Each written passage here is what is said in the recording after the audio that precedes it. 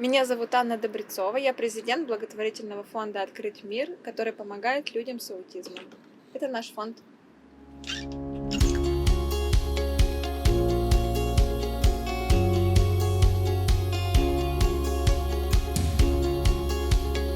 Сейчас наша задача помочь выстроить систему помощи людям с аутизмом.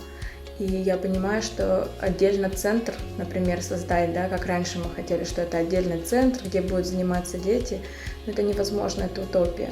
То есть в отдельном центре может заниматься 5, 10, 30 человек. Но детей и семей настолько много, и помощь им нужна все время, что просто центр – это одна точка. Да? Вот. А хочется, чтобы помощь была на протяжении всей жизни у семей.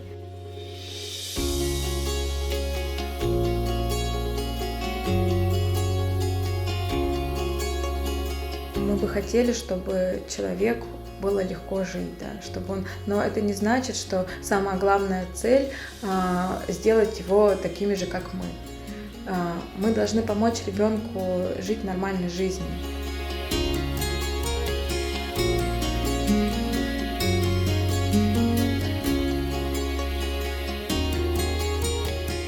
Для ребят постарше это вот такая первая ступенька к тому, чтобы профессию получить.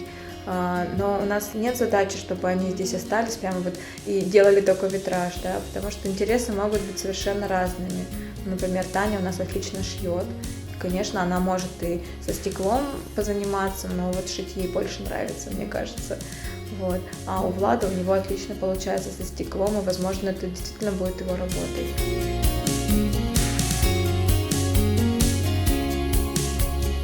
В последнее время я поняла, что больше всего мне доставляют удовольствие, когда люди меняются.